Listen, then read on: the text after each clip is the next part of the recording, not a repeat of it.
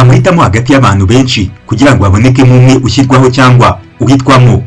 Mu matora guhitamo umuyobozi, guhitamo umukandida n'ibindi biterwa n'icyo mu matora agamije. Uburyo bw'amatora butegurwa n'ababifite mu nshingano, dore uko bikunze kugenda. Mbere yo guhitamo umwe, abantu benshi cyangwa se abakandida barabanza bagashyirwa ku rutonde. Ibi bishobora gukorwa binyuze mu kwiyamamaza, gutangwa n'abandi cyangwa gutoranywa hakurikijwe ibisabwa. Kugaragaza ibyifuzo, abatora cyangwa abatoresha mu izina ry'abandi bagaragaza uwo bifuza. Muri ibyo hari uburyo bushobora gukoreshwa burimo amatora, nko gutora ku buryo bw'ibanga cyangwa se uburyo bwo gufata ijwi, gutora binyuze mu majwi y'akarere cyangwa intumwa, kugirana inama n'abandi. Aha iyo amajwi amaze gutangwa arabarwa kugira ngo harebwe uwabonye amajwi menshi cyangwa uwujuje ibisabwa, nko kugira 50% by'amajwi. Kumenyekanisha uwatsinze, utoranyijwe aratangazwa nk'uwatsinze cyangwa uwahiswemo, gushimangira ibyavuye mu matora cyangwa se mu mahitamo. Mu buryo bumwe na bumwe amahitamo ashobora gusabwa kwemezwa n'urwego runaka, urugero nk'inteko, inama y'ubuyobozi cyangwa undi mutwe w'inzego. Uburyo bwo guhitamo bushobora kuba demokarasi, aho abatora ari benshi, consensus cyangwa se bose bagasanga umuntu umwe ari ukwiriye. Amatora nanone akorwa n'inzego zibifitiye ububasha, nko mu bigo cyangwa inzego z'ubuyobozi. Ayo matora yose turayumvise tukimara kumva aya matora uko agenda. None se nuhe mwihariko mu gutora papa? Umwihariko mu gutora papa w'i Roma cyangwa se papa w'isi nuko atorwa n'itsinda ryihariye ry'abakardinali batoranyijwe rizwi nka conclave. Ubusanzwe abantu bose basanzwe ntabwo batora papa, ubwo ubihuze n'ibyavuzwe haruguru, ahubwo n'abakardinali batorwamo ugomba kuba papa. Aba ni babandi bihaye Imana bo mu rwego rwo hejuru muri Kiliziya Gatolika. Dore umwihariko w'ingenzi mu itorwa rya papa: abatora ni bake kandi batoranyijwe. Abakardinali bari munsi y'imyaka 80 nibo bemerewe gutora papa. Aba baba barashyizweho na papa wabanjirije uwo bagiye gutora. Muri make amatora ku itariki 7 abakardinali bagiye gutora papa nyuma y'urupfu rwa Papa Francis. Murabyumva ko aba baba barashyizweho na Papa Francis mbere yuko yitaba Imana. Batora mu ibanga rikomeye, bikorwa mu buryo bw'ibanga rikomeye mu cyumba cyitwa Sistine Chapelle kiri Vatican. Nta wundi muntu wemerewe kubaho ngaho usibye abo bakardinali batoranyijwe. Aba baratora kugeza habonetse utsinze, agatsindira ku majwi ya 2/3.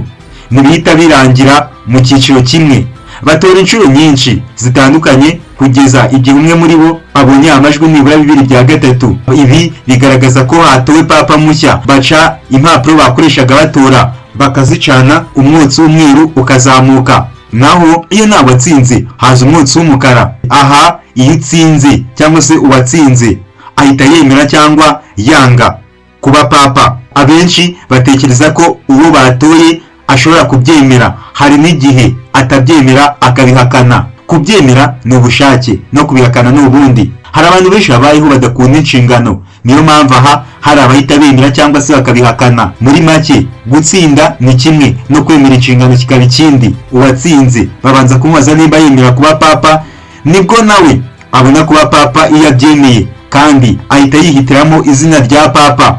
Umwihariko rero ni uko atari amatora asanzwe nk'ay'abaturage, ahubwo ni igikorwa cyihariye gihishwe gishingiye ku mategeko ya Kiliziya n'ubuyobozi bw'ikirenga bwo kwemera. Reka dusubire Vatican. Hari bimwe mu byo mwari mutegereje, ndetse hari n'ibyo mwifuzaga kumenya muri benshi. Reka turebe bimeze bite. Ese papa yaba yabonetse cyangwa naraboneka? Nge nitwa Justin Mind Harerimana. Ikaze mu kiganiro. Papa wa 267 w'isi yitwa Robert Francis Prevost. Uyu yatoranyijwe kuba papa tariki 8 Gicurasi 2025, akitwa Papa Leo 14. Uyu mugabo w'imyaka 39 yavukiye i Chicago muri Leta Zunze Ubumwe za Amerika, akaba afite inkomoko mu Bufaransa no muri Espagne. Uyu yabaye umushumba w'abagatolika mu gihugu cya Peru mu gihe cy'imyaka 40, aho yamenyekanyeho ubwitange, ubupfura n'ubushishozi. Muri 2023 Papa Francis yamuhaye inshingano zikomeye zo kuyobora dikasteri y'abepiskopi, ikigo cy'ingenzi mu buyobozi bwa Kiliziya Gatolika, aho yahuye n'abayobozi b'amadini bo hirya no hino ku isi. Iyi ntambwe yo kumutora nk'umushumba wa Kiliziya Gatolika irashimangira impinduka n'ubushake bwo guhuza Kiliziya n'ibibazo by'iki gihe. Papa Leo wa 14 afite inshingano zo gukomeza umurage w'impinduka no guhangana n'ibibazo byugarije Kiliziya birimo ibibazo by'imyemerere, uburinganire bw'abagore n'uburenganzira bw'abagize itsinda rya LGBTI. Papa Leo wa 14 yatorewe kuba papa nyuma y'igihe gito cyo gutora, aho hakozwe amatora 4 gusa mu gihe cy'umunsi umwe. Ibi byerekana ko habayeho ubwumvikane bwihuse hagati y'abakardinali mu guhitamo umuyobozi mushya. Uyu mutwari mushya afite amahirwe yo gukomeza umurage wa Papa Francis, aha akabishyira mu bikorwa binyuze mu bikorwa by'ubutabera, uburinganire no kubungabunga ibidukikije. Ibyo Papa Leo wa 14 yakoze kugira ngo atsinde amatora byaterwaga n'uburyo bwo gutegura neza amatora, imyumvire ya politike ye, ndetse nuko yashoboye kwegera abaturage no kubakamo ishusho nziza imbere yabo. Dore bimwe mu byo ashobora kuba yarakoze kugira ngo atsinde politiki isobanutse kandi ikenewe. Uyu ashobora kuba yaratanze imigabo n'imigambi ishimishije kandi igaragaza ko ashobora gukemura ibibazo abaturage bahura nabyo, gukora ubukangurambaga neza, gukora ibikorwa byo kwamamaza bihamye nko kuganira n'abaturage, gukoresha imbuga nkoranyambaga, ibiganiro kuri radio na televiziyo n'ibindi. Leo wa 14 ashobora kuba yarafashijwe n'abantu bafite ubuhanga mu matora no mu itumanaho bakamufasha kugera ku bantu benshi. Ibi mubwira ntabwo ari ibyabaye ubu, ahubwo ni bimwe mu bigomba kuba byarateguwe. Ikindi twakubwiraho ni ukwiyubakira isura y'icyizere, kwiyerekana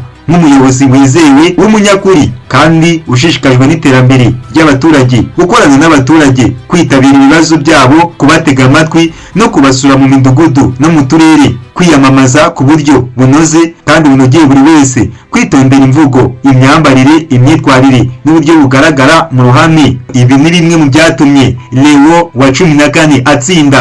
Iyi niyo mpamvu ishobora gutuma uyu mupapa Leo wa 14 yahise atorwa ku buryo bwihuse bidatinze. Byanze bikunze mu bakardinali barenga 130 harimo abari bamuzi, bazi ibikorwa bye, bamuziho byinshi nk'ubunyangamugayo n'ibindi byinshi mu byo tuvuze haruguru. Ibi byose tuvuze haruguru ni bimwe mu byatumye aya matora yihuta adatinze. Byanze bikunze iyo uri inyenyeri ya rubanda uba uri ahantu heza hagaragara ku buryo umuntu wese ahita akubona. Ikaba ariyo mpamvu nkeka ko ishobora kuba yatumye uyu mugabo ahita atsinda amatora. Reka mushimire ukomeje kubana natwe ku ISIMU TV, musaba gukora subscribe, share, like, comment kugira ngo amakuru n'ibiganiro byacu bikugereho umunsi ku wundi. Nge nitwa Justin Mind Harerimana.